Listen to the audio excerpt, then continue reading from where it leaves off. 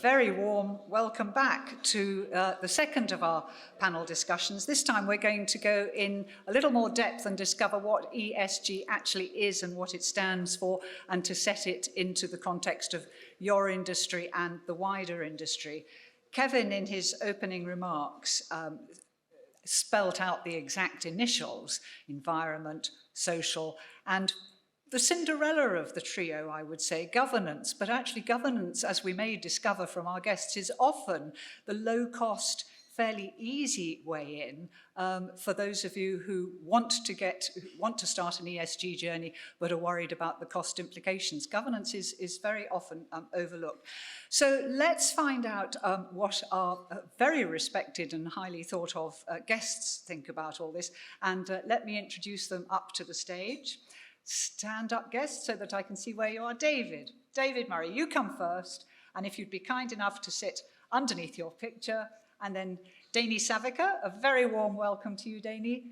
Tom Hadley, who we'll get to all the guests to introduce themselves, but Tom is an internationally renowned commentator on many things, but particularly on employment. And Lara Young, who is, she's being very modest there. She's not just the climate change director of Costain, she's the award-winning climate change director of Costain. So I know we'll have some really interesting things to say. Let's give them all a warm round of applause.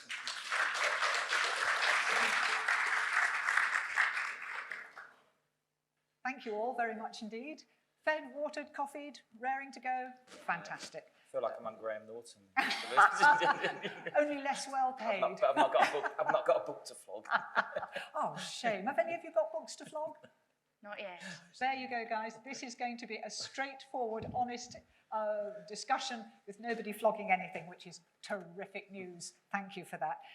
ESG, environmental, social, and as I said, governance, which tends to be the yawn factor, but actually I think is overlooked. We may understand what the three words mean, but what do they actually mean together? Lara? Yeah, and I think this is probably one of the greatest challenges currently faced at the moment, around genuinely unpicking what does ESG stand for, where does that fit with sustainability, tend to be used interchangeably. There are overlaps. To be fair, there's still quite a varied definition, so I wouldn't say you've got a general consensus as to what ESG and sustainability stands for.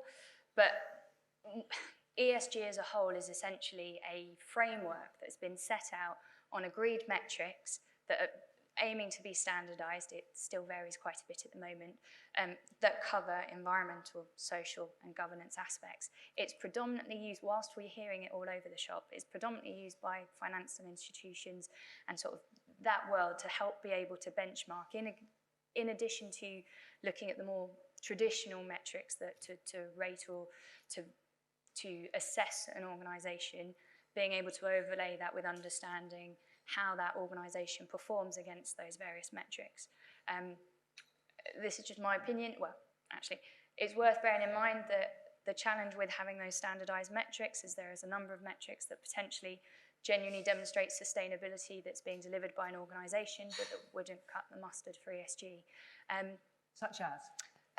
There's a number of examples, I won't pick on any organisation in particular, where you can have an amazing ESG rating, so, you know, be an A-class ESG rating, because actually you're very transparent, you disclose, you've made huge progress, and you're potentially the best within your peers within the industry, but you could fundamentally be working in a market that is unsustainable, so in terms of activities. So it's worth bearing in mind that ESG definitely has a part to play, but in my opinion, probably not the be-all and end-all. It's having that clarity of where does it fit and the value of what does it drive.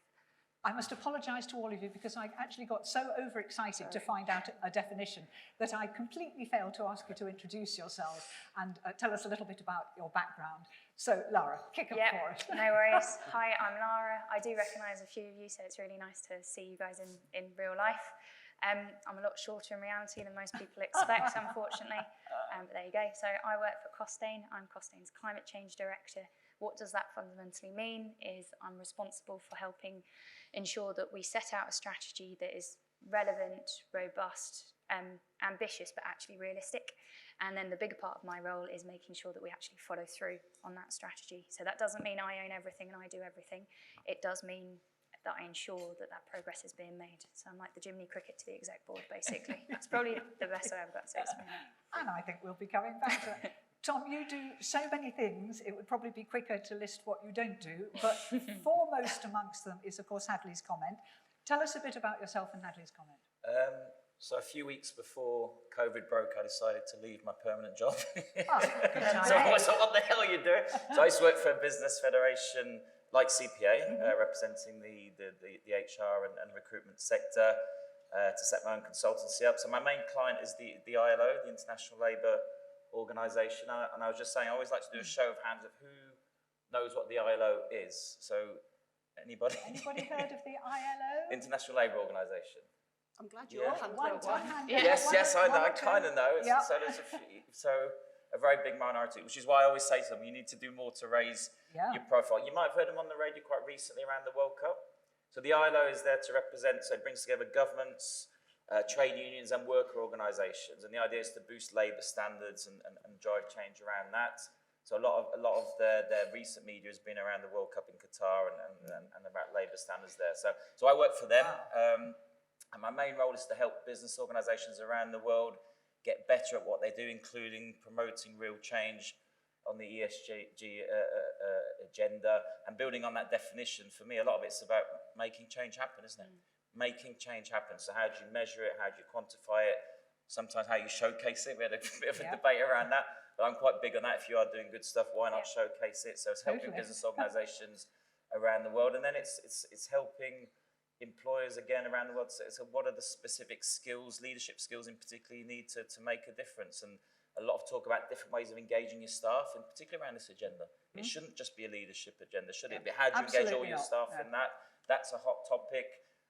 How you get your messages out through the media is an interesting one. So how do I become a voice on this? Not just like playing catch up. How do I become a leading voice on this whole agenda? So that's some of the work that I do, and it is global. So one of the things hopefully I can share is feedback from other countries, what they're seeing in the construction sector and other sectors as well. That would be very valuable. Dani, we seem to have conflated introductions with definitions, so absolutely. we might as well continue on this. Tell us all about yourself. I know that you ran or still run a family-owned business, but there's very much more to you than that as well. Plus your definition of how you see ESG. Okay. That's for starters. Absolutely. Right, good morning, everyone.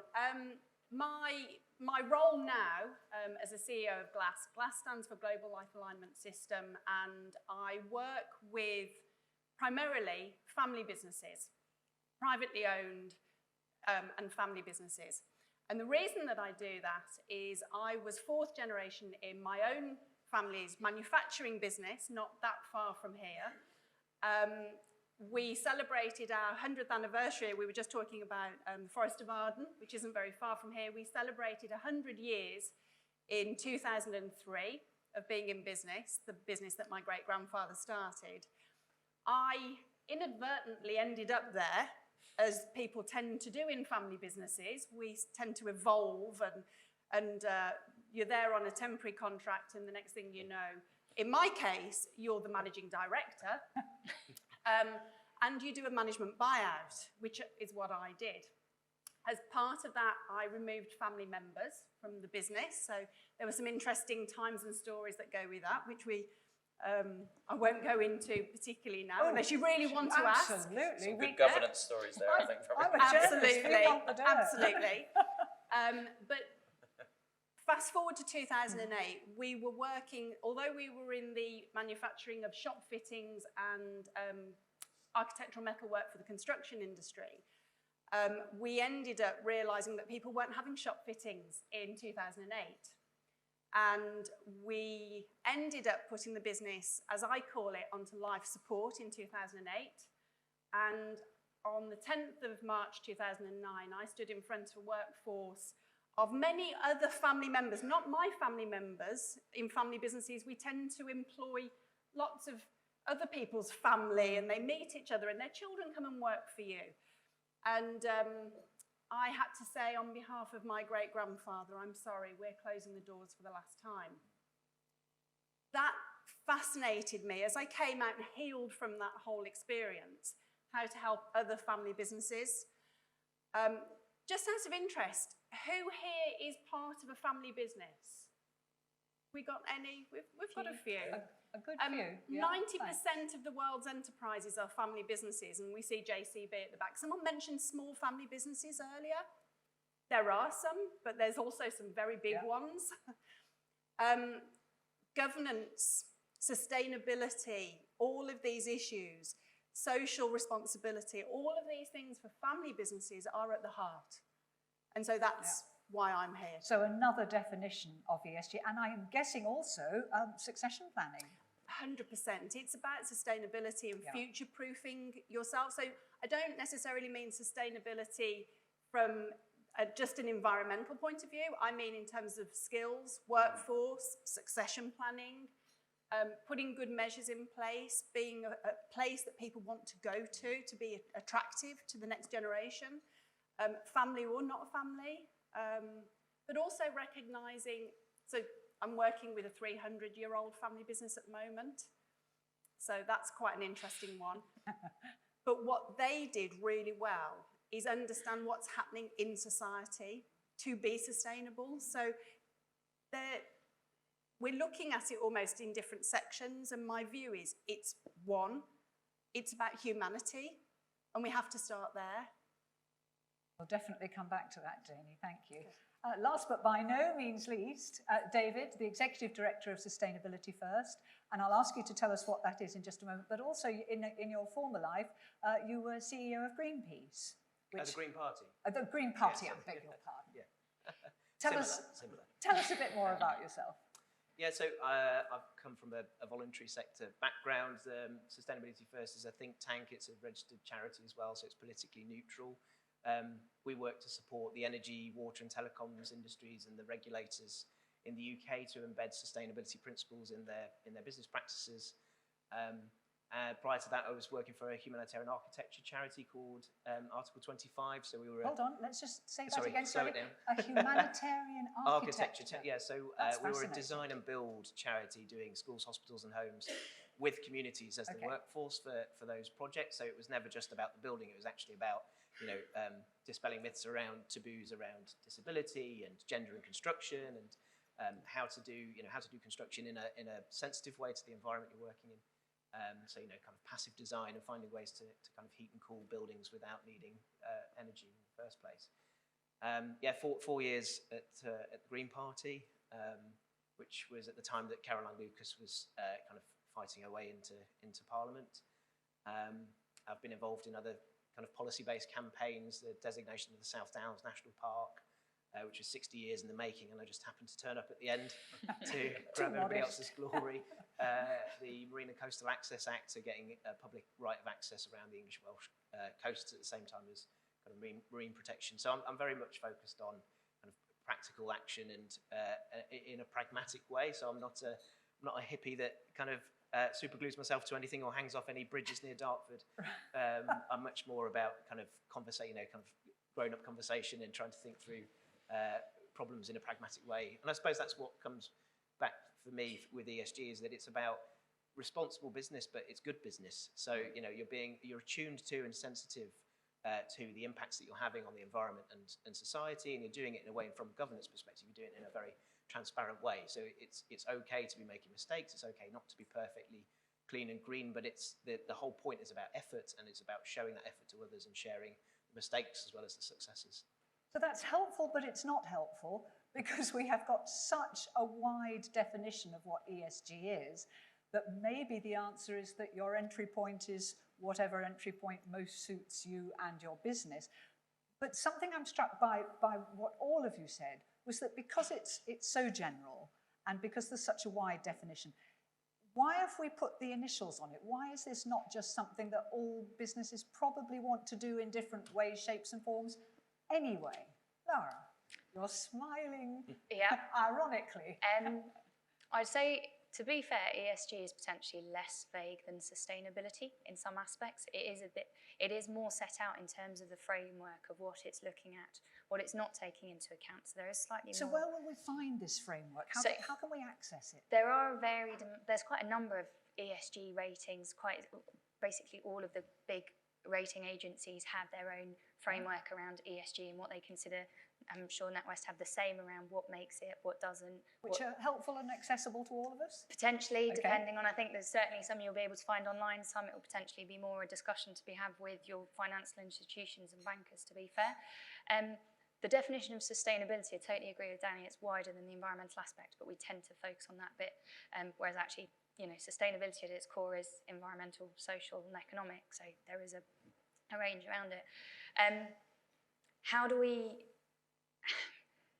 we distinguish, or how do we make that accessible? I think part of it is really joining up the dots between, I think there's a key point that's been spoken about, that's taking action, and that tangible action piece, which is understanding how an organisation truly drives its sustainability agenda. So actually, what is it doing to impact or to reduce its impact on the environment? And this is the environment from a community's perspective, an environmental perspective, the local economy perspective. And where that will meet and line up with ESG criteria, which is probably the easiest way I try and define it. I don't know if that really answers your question, to be fair. It does, but it presents more challenges, doesn't it, Guy? Because for something that you said earlier on is so metric-based, there appears to be, Tom, almost no way of, or few obvious ways, of measuring progress and success and achievement. Well, I think businesses set their own targets. So I think whatever term you use, as with a lot of things, it's about thinking what are we talking about in practice. Yeah. So I mainly focus on the social side of the agenda. But let's use something like workforce diversity or inclusion as an example. So people talk about it, they talk a good game. Yeah.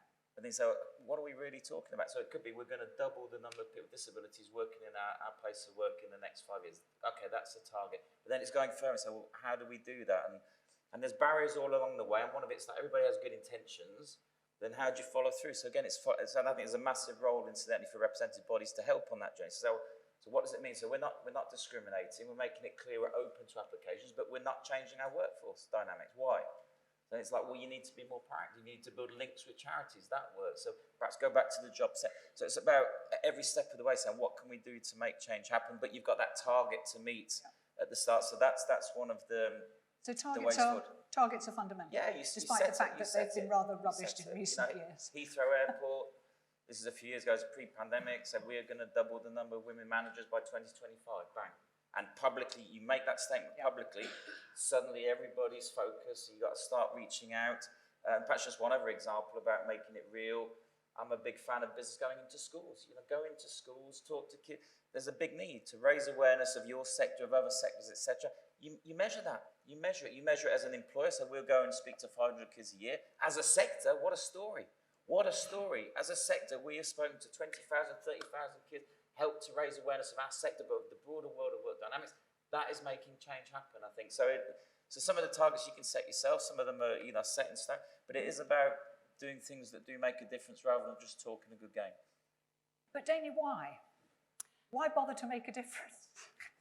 Well, I sort of want to rewind it a little bit, because when we sit down with family businesses particularly, but actually any privately owned businesses, one of the first questions I ask them is, what's the purpose of your business?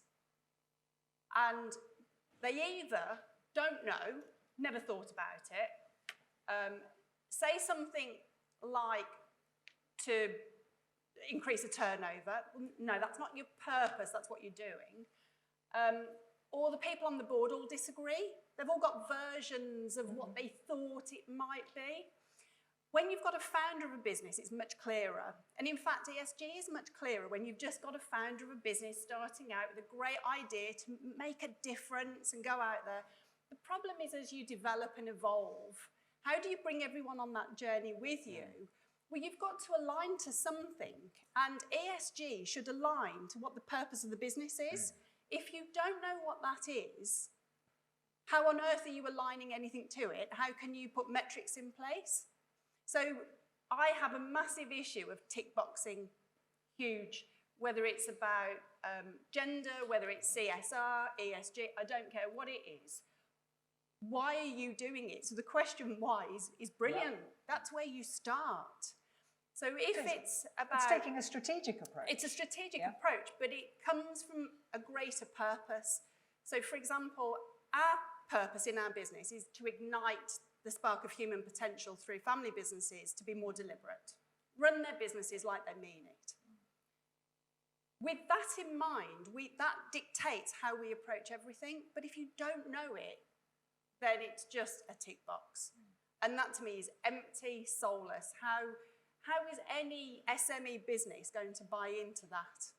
So there's a piece of work that people here, are you saying, there's a piece of work that people here might want to do, which would not only give them a strategic direction, but might actually make the whole thing a bit more intellectually and manageable? relevant to them, because what works for one business is not going to necessarily work for another business or type of organisation, whether it's a charity, a school, or whatever it is. Everyone should know what their business is and where they're going and be able to communicate it internally first. There's a great case study, I don't know if you know the Alcoa case study from the late 80s in America. So it was a big steel company, right? And they were failing badly. So the new chief exec comes in, does his presentation to all the journalists. So what's your plans for the organisation? I think we're going to streamline, we're going to be more competitive, productive. Our mission is we are going to become the safest company in America. Exactly. The safest company in America. And it was very clever because what he was trying to do is to get a whole culture change. So it was about internal comms. It about drives everything. Yeah. And people thought he was mad. People were on the phone saying, sell your shares and, you know, this guy's lost the plot. He's talking about health and safety. Yeah. But he wasn't. It was very clever. And he turned the whole company about like, we'll be the same. And he had to stick to it. And he had moments of truth a bit like you had. So one of his best workers, he didn't report an accident from a bang. And he had to be let go. One of the guys had been there for 20 years. So there are moments of truth, but that's a great case study, I think, about setting your stall out. It really is. Yeah, and changing culture on the back. So in fact, we're kind of putting the horse and cart back in the right order, David. It's if you have a clear idea of what you want your purpose to be, your, for want of a shorthand, your social purpose, that can then inform your business direction. Absolutely, yes. I think I suppose the overarching message there with something like ESG is almost don't let this happen to your industry or to your business. Take ownership of it, lead it from where you are, and build it for it to service you and your business and the sector. So this should be something that generates greater value, better resilience, all of the things you'd expect to see that are good, good business decisions. Take ownership of that, and especially, if you're in a kind of a group like this where you've got the opportunity to work together across the whole sector, then you can define, I suppose there's that vagueness or the multiple frameworks that could be used. Well, design one that works for you and take that to market and make it, do it with the investors. So instead of thinking something up and then having to translate it, and you said, well, why is it called ESG, the shorthand? It's because it's come from the investment world and it's all, the investors, the first thing they want to do is bamboozle you so that you give them more money and they can make more from you. So, the reason to do it is because it should be good for you and it should be a useful tool. That's very interesting. Can I jump on that? Of course. So, and I totally agree with the point around the confusion. We do love a buzzword in the sustainability world, let alone if you mix that with finance, there's more acronyms than you can throw a stick at. So that it can be massively confusing. But I think the reassuring thing is if you have a genuinely legitimate sustainability strategy, or even if you've called it something else, but actually this isn't new in that aspect. I think ESG has risen sort of in popularity because it's the new thing in the buzzword, and there is a bit more structure to it, which is helps certainly. So for example, for a financial institution to be able to pick A or B and have some sort of framework, whether that's the right framework is another discussion. But if you genuinely already had a sustainability strategy that was relevant, aligned to what your purpose of the organisation was, and was already baked in, this isn't a side hustle thing, it's how you procure, how you recruit, what your values are, how you operate, what your contracts, what the KPIs are in that for your supply chain, what you push back to your clients, which markets you're prepared to work in. So all of that already would align to achieving what is now coined ESG.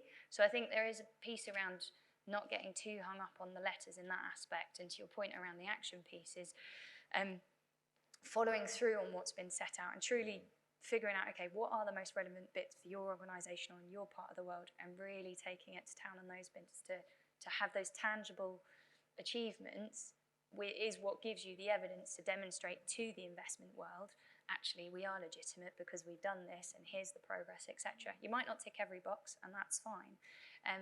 But I think, yeah, just to reassure, it's not the new thing you need to do. In theory, if you've already got a strategy that aligns to that, it might be a case of just tweaking it to make clear how it aligns with this ESG agenda, but essentially not to suddenly jump on the new bandwagon. We're redefining possibly something that may be a bit confusing to start with. Anybody got any questions or thoughts or agreements or disagreements at this stage?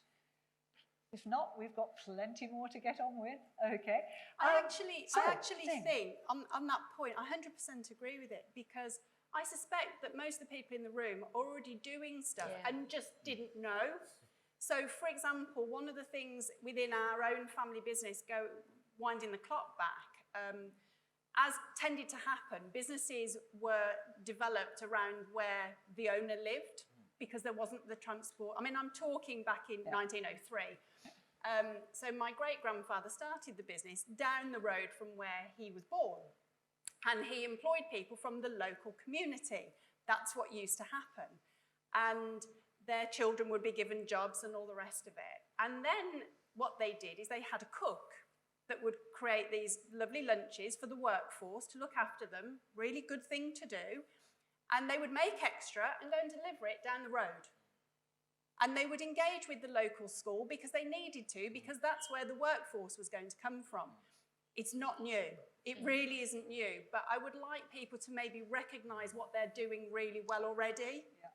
What a shame we haven't got time to do a kind of one-by-one round robin. But just out of interest, from what you've heard, how many of you feel that you are putting things into place in your businesses anyway, which you may not have defined as ESG until today?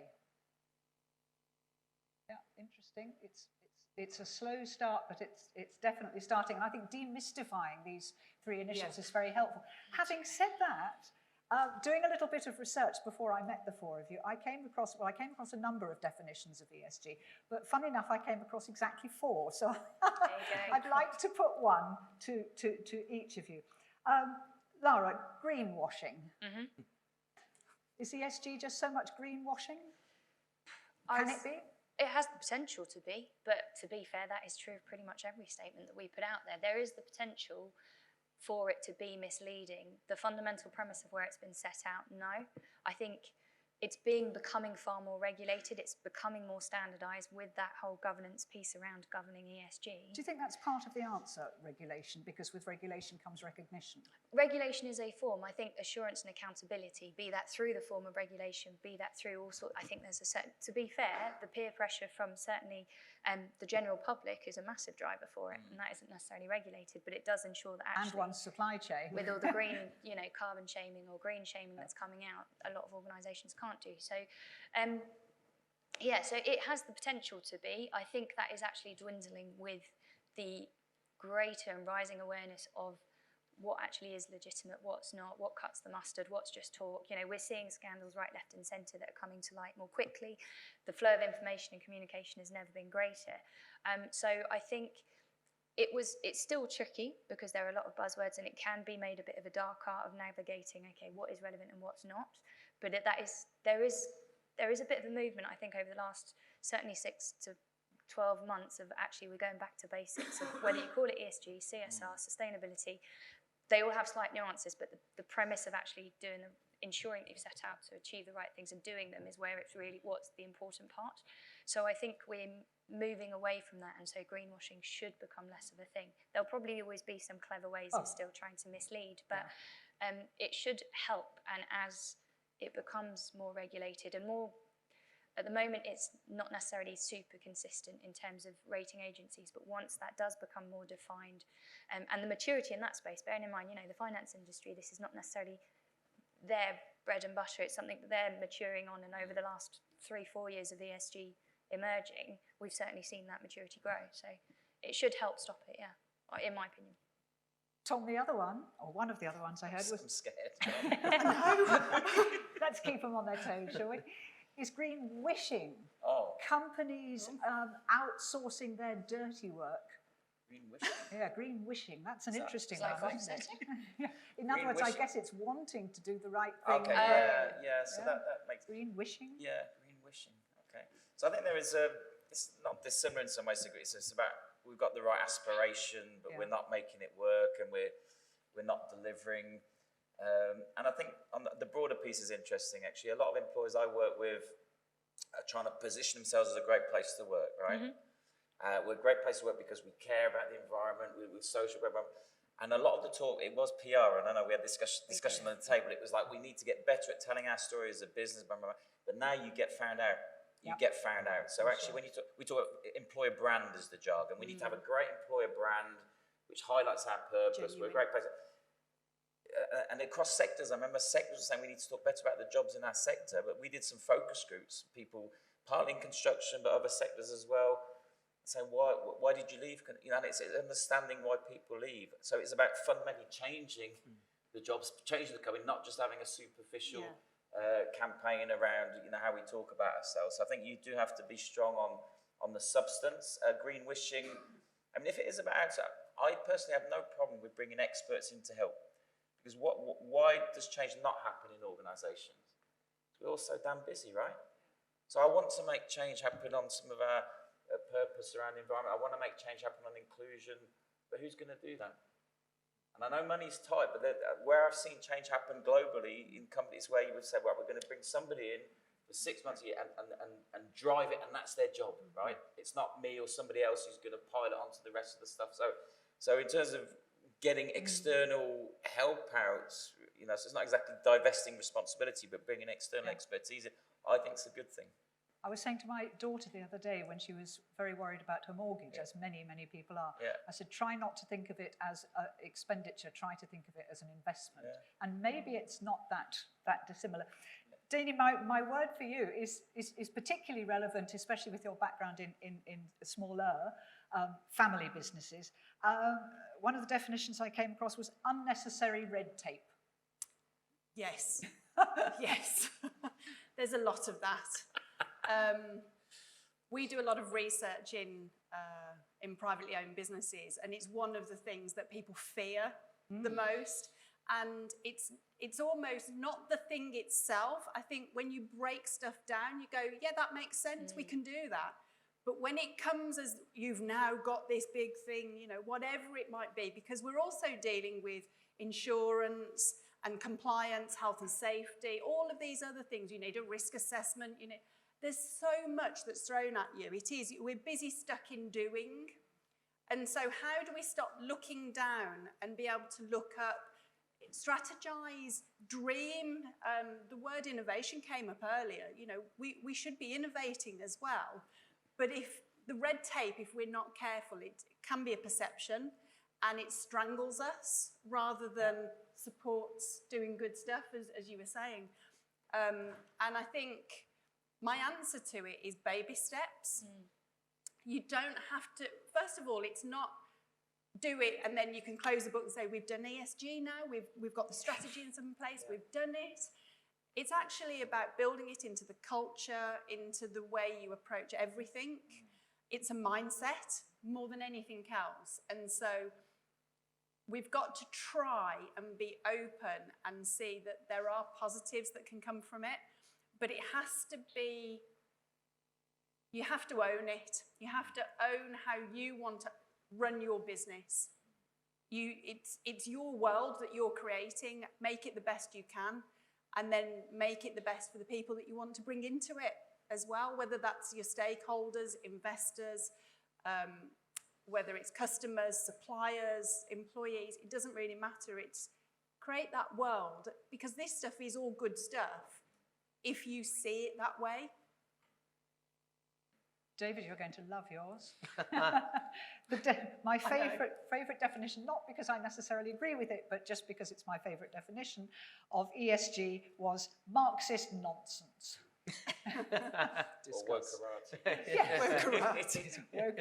It sounds like a philosophical conversation we should have had over beer last night. Indeed. That's interesting.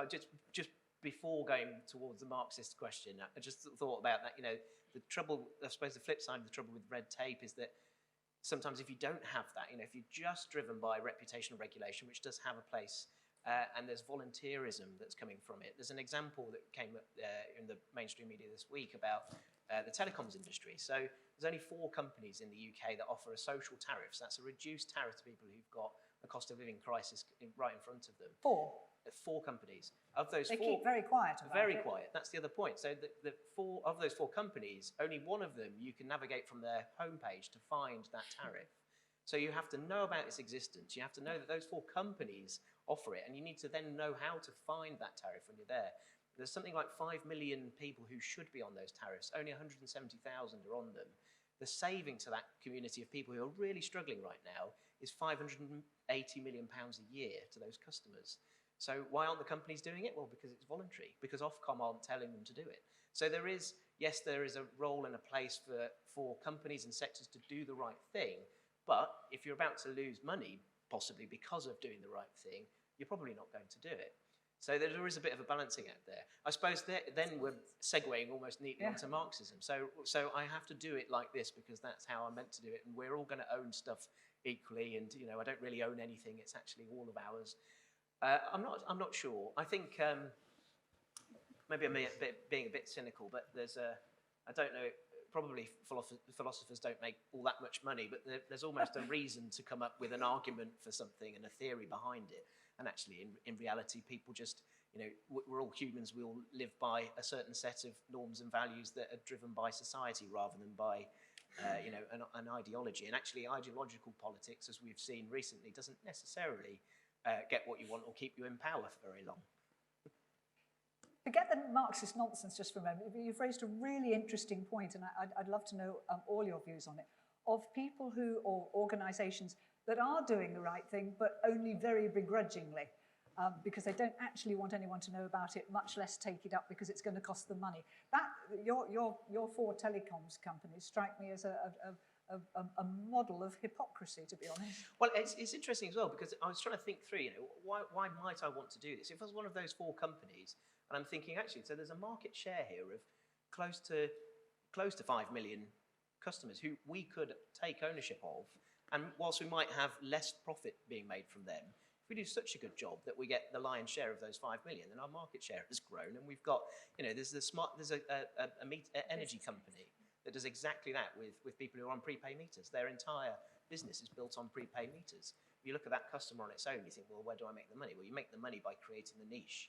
So why aren't one of those 4 companies kind of leading the way and being that disruptor? You see companies like Octopus Energy that come into that sector and do fantastic, innovative things that are great for their business, add value to their business, and are great for customers. So it is possible. I think it's about tone. So I think the supply chain is one driver. So I remember doing some work with HS2, and they were very big on the inclusion, the disability agenda, and they'd bring all the suppliers in, even the financial ones, not just the construction companies, etc. And it was interesting being in that room, actually, because they were telling this is our expectation, but people weren't kicking off. In fact, a lot of them said, actually, this is good stuff to know about how can we make change. And it was great, there was it was about challenging preconceptions. So how can somebody with a really bad physical disability work in construction? It was like, you can. Because of technology, you can get people hard of hearing working in call centres, etc., through technology. So there was lots of different ideas put forward at that table. So I think people went away from that. Yes, you were being driven to act in a certain way, but people didn't actually push back against it. I think they actually quite welcomed it, which was interesting. That's really interesting, because all of you have mentioned in slightly different ways changing the mindset. And when you're running your business day to day with all the challenges that there are at the moment, sometimes you don't have time to even think about your mindset, never mind change it.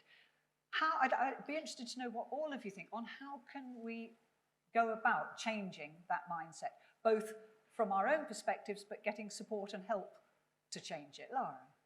I'm probably not the best person to ask this one first, because I think it's a bit of a red herring, the hearts and minds, and we'll do it for the right reasons. If that was the case, we'd have been doing, I grew up with the polar bears melting on ice caps and all of that, so we'd have been doing it by now. There is a piece around engagement and to get the general consensus and all of that. I'm not knocking it. There is also a piece around actually recognising this isn't optional, and I don't mean this isn't optional from the sustainability, but it's genuinely a business imperative. If we do want to be here in 5 years' time, you actually have to hit some of these things, whether you believe it or not, or it's slightly indifferent to some of the agendas. So I think the moral reason's a great reason for doing it. I don't think it's the only reason. There is a piece around, and there are a certain amount of organisations that are potentially doing this a little bit reticent or doing it because it's their hand is being forced. There are some more proactive ones or maybe more forward-thinking who are in that space of actually there is a genuine, capitalising on the business case quicker than others. I think we have to recognise, and the penny's dropping clearly, that certain organisations won't survive if they don't adapt. So I think forcing the hand to a point is we can't guarantee everyone's going to make it on that journey, but it will be because they have chosen not to come on it at some point in that time. So yeah, for me, hearts and minds, that mindset is key, but I think that you need a few to instigate, but actually the majority will come along for a varied number of reasons. So why I believe in it, or what my driver is, can be different to potentially the commercial director or, for example, the planning director. But to be honest, I don't really care why they're doing it. If they think it's to save money, to save the sea turtles, or it's the right thing to do, as long as they do it, that's fine. Picking up on that non-negotiability, Tom, one of the many interesting things in that AMA report, which I do hugely recommend, is that companies that don't, in whatever way best suits them, don't pick up on ESG, they'll end up, particularly in this industry, this report believes that they'll end up being a sort of two-tier system of the people who are getting the contracts and the work and growing and developing, and perhaps the very small people who are individual builders who build for individuals, but that the industry will become more polarised? Yeah, I mean, I think one of the drivers, FOMO, but I call it FOBL, which is fear of being left behind. And I've seen that within the business environment. When you start feeling actually other people are doing this, I've got to get my act together. And I saw it in the PR sector, was a great example. It was terrible PR sector for unpaid internships. You started to get a few leaders of the big PR firms saying, we're not going to do that anymore. And then suddenly the whole industry got in behind. So your fear of being left behind. So that's definitely a driver. But there's lots of levers to push, and it was interesting to hear Chris talk about the workforce issues. So this idea of everybody, we live and die on the quality of the people we can attract to our businesses. So being ahead of the game is definitely going to be one of the triggers, I think, going forward. And incidentally, we're having a talk on our table. We talk about the next generation. They want purpose. They want to. It's not just the next generation. I was at a conference like this, and there was a man in the front, and I could see him getting quite excited. He stood up. He said, I'm 55, I want purpose in my work. So it's not just about the next generation. I think so there is a driver about that, about workforce. And then there's something about co-creation, and I'm seeing this across many countries and different sectors. So how do we reboot our approach to sustainability, to include whatever? I like this idea of co-creating with your workforce, actually bringing people together and having discussions and being honest. Being honest. A lot of companies are saying, there's a company in America I speak to saying, they've always talked a good game around inclusion. That might be the workforce issues, but we haven't really cracked it. And they started changing. They're saying, actually, we're not very good at this, but join us and help us get better. Yeah. Join us and help us get better. And then it was about co-creating. That's a great way forward. So I think we're starting to see some good examples, not just what you do, but how you do it across the world. And we'll get a few more of those a little bit later on today. But Dani, changing mindsets in an industry which the plant hire sector is, which is very, very price driven. How do you do it? Can you do it? I think the answer is yes, because there's a business case, which comes back to the point, really, that if you understand the business case as entrepreneurs, as business owners, leaders, and so on, that has to be at the forefront of your mind. And we work with businesses that have been around. They're really good at longevity. They're really good at their own sustainability. And when you get under the skin to ask the question, why, it's because they're driven by a business case and doing the stuff because it makes good commercial business sense, and they play a long game. Those that play short games and aren't authentic, aren't genuine about it, aren't doing it for the right reasons, won't be here for very long. And we've got facts that prove that's the case. And so I think the way you sell it into people isn't by sandals and candles, it's by business case. And it's showing that the business will have a future and will be agile and innovative if you do these things and bring people on the journey with you, because they will contribute to it, whether they're in your business or you're collaborating or you're part of an association or you're reading on the subject, whatever it is, go out there and it's your opportunity. And of course, the CPA, with this very conference today, is starting that. Yes. But David, what interests me is the absence of what Dani's just been talking about, really, and presumably, I hesitate to use the word the government because they may not be the same people as they were this morning, but presumably it is a government's duty to, first of all, recognise the value of this to UK PLC, and then to provide the right framework, the right information, the right support, the right training, all of which appears to be totally absent at the moment. Yeah, so I suppose the role that the CPA could play there is to do that lobbying, is to be the voice of the industry that's defining the ESG for them, for their businesses, for this sector, that's working with the investors and giving those indications over to government to say, this is where the industry needs and wants to go, this is how we want to get there, and this is what we need from you as a government. And that, you know, whether that's to do with the economy or the way that things are regulated or the way that there are incentives there for those businesses to make the right decisions.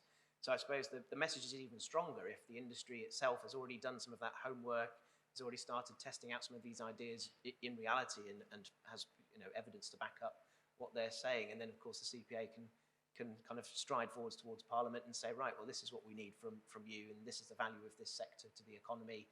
Let's help, you know, can you help us grow it? Because they're all about growth, apparently. So, yeah, so it's the right time to go and push them for it. Which raises another interesting question. Really sorry, Lara, go on. Yeah, I totally agree with that, but it's kind of the chicken and the egg of how long have we been asking for regulation in this sector around environmental sustainability aspects. I think 100% is there a role for government, and yes, is there more they could do?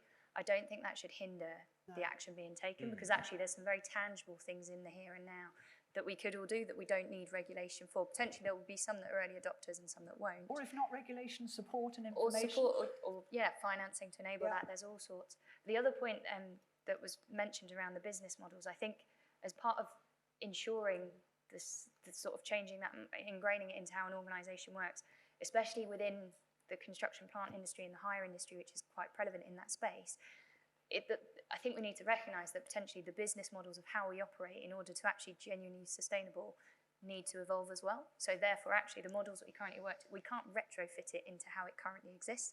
Doesn't mean I'm saying it's got to be, you know, complete anarchy and we start again.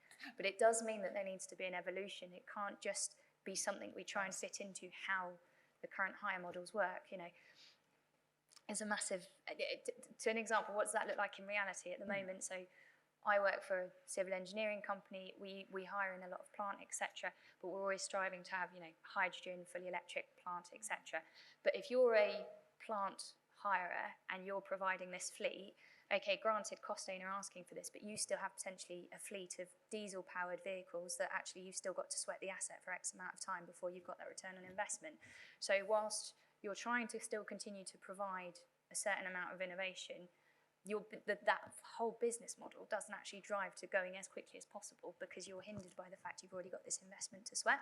So potentially, that model, and I'm not saying hiring is impossible, but I think what we drive the focus on and how that is contractually linked up and driven will have to change over time if we are genuinely going to achieve sustainability or that aspect within this industry. Because it is so much governed by how we work and how we contract with each other that drives that. So it was just a point worth recognising. It's baking it into what we do, yes, but also recognising things will need to evolve in how we do it as well. Let's follow on from that though, because David, I'd be interested to know what you think could be done to reduce the number of barriers to uptake. So yeah, that's interesting, and I suppose that's back to the point that was just being made there, that, you know, if you shouldn't have to necessarily wait for somebody to tell you it's the right thing to do. If it looks like it's a good thing to do because it's good for business and it's because you feel like it's the right thing to do for your business, then it's worth embracing. And I think you were suggesting earlier as well that maybe people are at a certain starting point. You start from wherever you're starting rather than assuming that you have to get to a certain point before you start. Maybe it is on governance, or there's a few steps that you can take to start making, you know, the right kind of progress. So I wouldn't I wouldn't suggest waiting for government to do the right thing. You know, businesses are great at doing the right thing for themselves, for the sector, and doing it in a way that's sensitive to the society they're working in. So it can be done, and if it's adding value and it's proving to add value, I suppose by doing that, maybe those first kind of, those who are taking the risk to take the first steps before the rest of the sector may prove to others. And we were talking about trickle down earlier. You know, if some of these companies start to take these actions and they're seen to be growing and more profitable and in the press for the right reasons more often, then actually maybe some of the other companies will start to follow, because they'll see, you know, there's that phobal kind of, you know, I don't want to be left behind. This is where we need to go. So maybe those who are in that potential leadership position should take those bold steps, prove to themselves and to the sector that it's worth doing, and then hopefully that will actually start to catalyse that kind of shift and growth in effort towards it. Dani, what should we do to reduce barriers? I think I'm not trying to come back to mindset in the way we were just talking about necessarily, but if you realise that you're increasing the value of your business by doing good things, great workforce, putting some good governance in place because you're professionalising it, but if you're not adding value to your business, regardless, year on year, you're probably in decline. And so the ultimate sustainability is, are you going to be around for the next 5, 10, 20, 50 years as a business, employing people, all of those kinds of things? I think that's the bigger picture. It's bringing it home to what it actually means to people, to leaders, to their board of directors, to their employees, to their families. They've got to put bread on the table. They've got to do it somehow. They need to have a business that's going to be around. And adapting to change is absolutely imperative. Tom, agreed? You've probably got a slightly different perspective from I definitely agree. There's definitely something about being honest about what the barriers are, being upfront. It's interesting, when I work with business organisations in other countries, a lot of their lobbying, it's not just the government, it's the financial institutions. Yeah. So a lot of this is about investment, isn't it? And you know, so investing at the right time, both in infrastructure and skills, or this kind of thing, I think is massive. So that's a big part of it.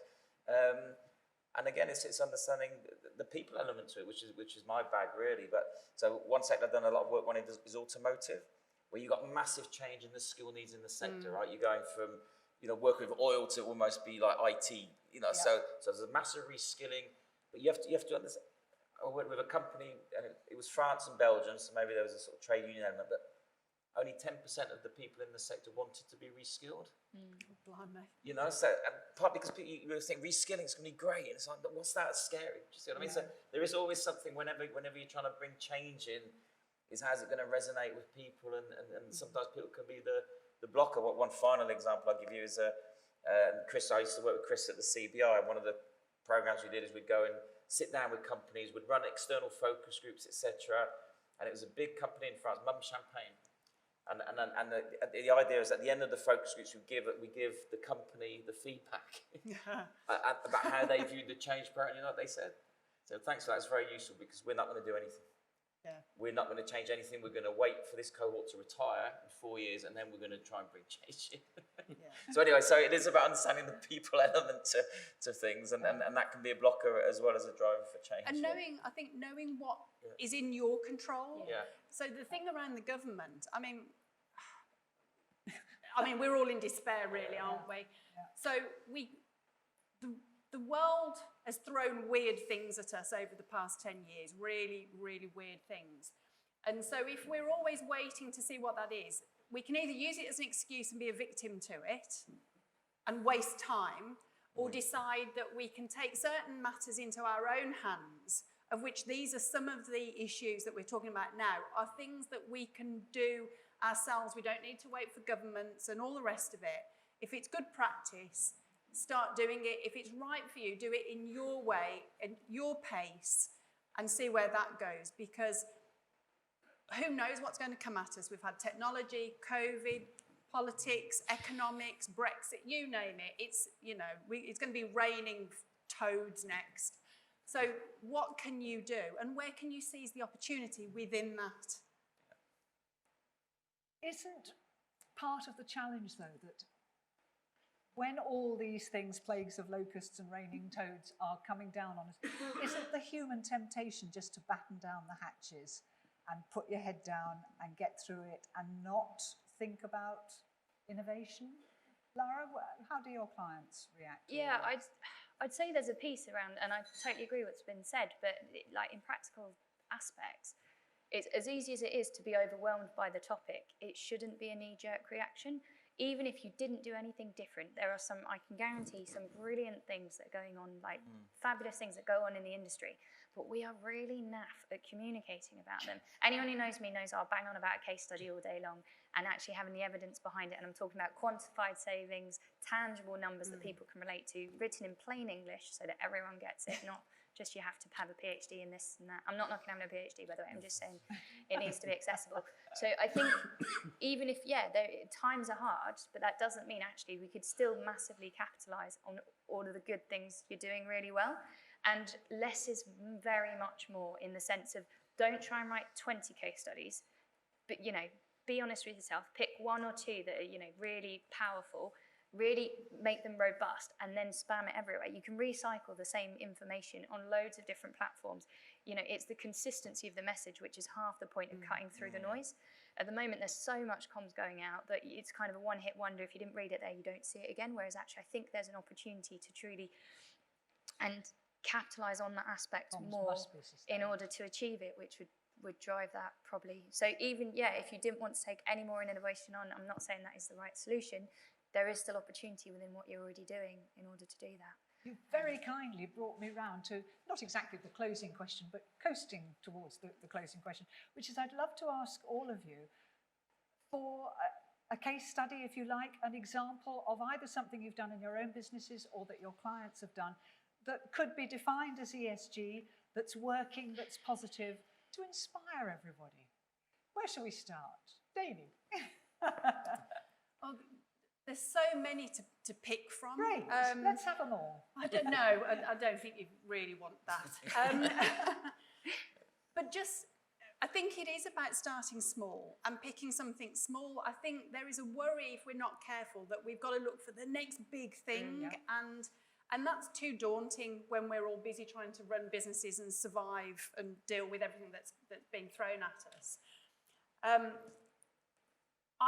I think it's been mentioned by several people before, I'm really passionate about engaging with what's on your doorstep. So whether that's schools, going and talking to careers education, I mean, that's a whole topic in itself. It's horrendous.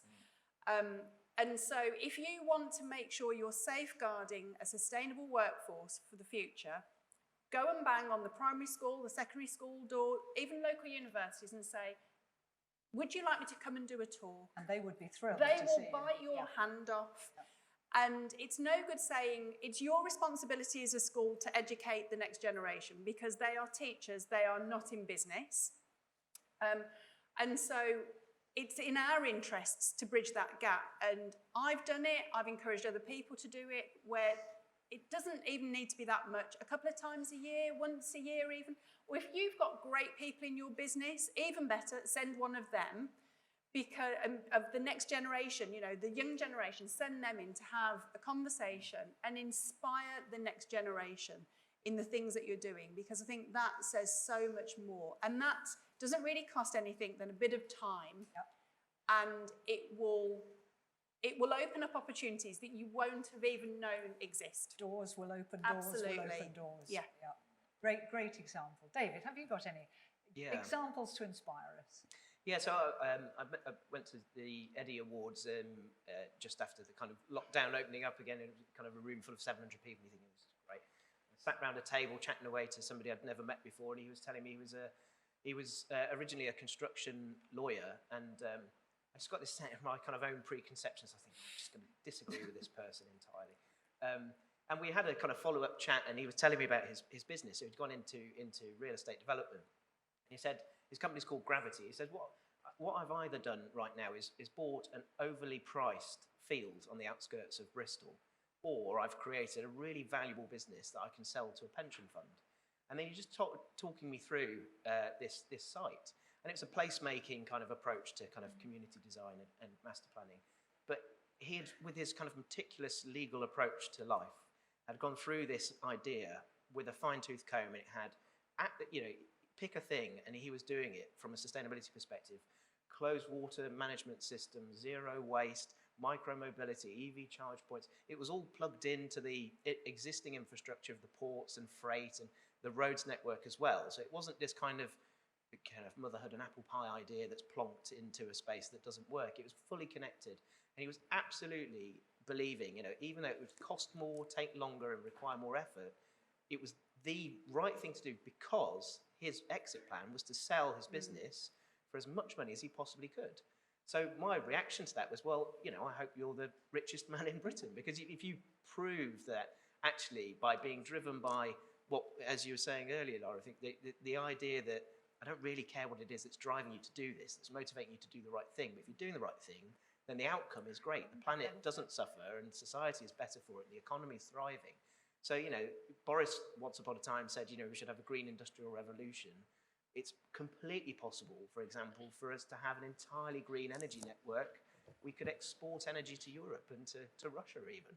So, if we have the will to do it, then we can do it. And people like this guy setting up his company, I don't believe he's got a rubbish investment idea. I think he's probably going to sell it for a song. That's where the payback comes in, and that's ultimately that's the icing on the cake, isn't it? But there is an inherent risk. Of course.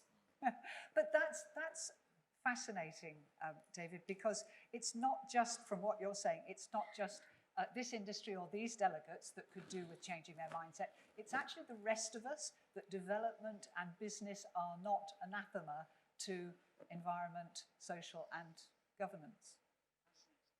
Tom, any thoughts and stories and examples for us? So every year, Edelman's, which is a big global PR company, they bring out the Trust Barometer, which it tests people's expectations of government, business, etc.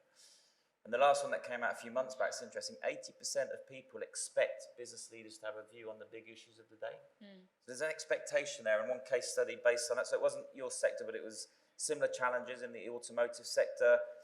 Employers saying, what's the biggest challenge actually is there's a complete disconnect between education and the business world. Took the initiative, and he did it quite well. He did it at the Red Bull Centre in Milton Keynes, Bang, and he brought all the FE colleges from the region together with employers, and let's talk. So a room like this, imagine people on the tables. So I'm going to take action, and I'm going to be a voice on this about skills in the automotive sector. That was a great example. And one which is a micro example. I like this. This is a company in the Philippines. So it's about how we talk about what we're trying to do on social impact. So they invested in training for their staff on how to use their phones, but edit it to a really professional level. Yeah. So useful for the people, because they'd use it for their kids' football matches, whatever. The quid pro quo is you had to use it to film yourself when you're going into schools, when you do. So suddenly you got your whole staff creating a bank of authentic, genuine things, well edited, that you could pump out. I thought that was quite a nice idea, because it was genuine, and it was people filming themselves at a school or doing something with a local charity. Yeah. And they edited it themselves, so you save yourself a lot of time because they put the training on. I thought it was quite a nice example. Yeah. And fun. Yeah. It's a win-win, isn't it? Yeah, it is. It's a nice example. Lara, presumably tales from your clients, or maybe tales from Costain, who knows? Yeah, I think, so Costain launched a climate change, I'm not going to give you the corporate spiel, reassured, but Costain launched a climate change action plan in 2020, which basically set out what we're going to do to achieve net zero and the wider climate change agendas like biodiversity, natural capital, etc. And a big part of that plan, and I think it's the transparency piece here, is actually recognising the good, the bad and the ugly. Where we're doing really well, actually what we do okay and probably should do better, and actually where we really need to sort of pull our socks up and address those points. And for any of you that have reached out, is it a perfect plan? I can tell you now, no. But it is a genuine, legitimate plan that sets out what we're going to do, and it has substance behind it in that sense. No, there is no perfect plan to net zero, by the way. So anyone who tells you there is, I would be a bit wary. What we have done, however, is recognise actually we don't have all the answers. 3/4 of our targets we cannot achieve without our clients and our supply chains coming to the party. So really recognising actually we don't know it all, far from it. We do know certain aspects and we know where we do, but also recognising where we need help from others and where especially our supply chain and our clients need our help to help them in the right direction. So from my perspective, I think taking it from a construction plant angle, you know, there's no denying, because of the nature of what we do, we build and construct big infrastructure. So our plant footprint is not inconsequential. So recognising, okay, what can we do within that? Not trying to solve climate change or the plant footprint in one go, as much as I would love to. Realistically, we can't. If we could swap out every machine for a fully electric one, we would do, but realistically, there aren't enough available, and they aren't all available on the market. So really addressing, okay, and with the supply chain partners in there who are crucial in actually establishing, okay, as much as I've got ideas of what we can do, what is the reality of what is feasible and accessible? And having that transparency, I know this sounds a bit corny, but having the transparency of understanding, okay, well, for our supply chain to be able to do this, what needs to be true of actually Costain having to do, and same vice versa for our clients. Because it's all very good saying, you know, you want hydrogen plant and fully electric everywhere, but recognising there is a cost implication, there is potentially availability challenges. You do need the right setup. All of that requires time, investment. So as an example, I think that the key part of that is actually recognising and being more transparent around, we don't have all the answers, setting out the clarity of where we want to get to, and then really not shying away from the awkward conversations and understanding, well, actually, we need to change how we procure, what we look at, what we incentivise in order to drive it. That's just one example, and yeah, some of the successes, all the successes we've had are pretty much down to our supply chain and our clients also helping us do it. So yeah, in a nutshell. Thank you very much for that. Guys, a once-in-a-lifetime opportunity to pick the brains of our experts before we thank them and say goodbyes. Anybody got any questions? Anything to add to the discussion? Any disagreements? Any agreements? Stunned them into silence, guess. Well, what can I say apart from David, Dani, Tom, Lara, thank you so much. I wish we had another 2 or 3 hours to talk, but you've been absolutely brilliant and thrown up all sorts of interesting things. And if anyone does want to talk to them, you know, one-to-one afterwards, you'll be mingling amongst the crowds, won't you? Thank you very, very much indeed. Thank you.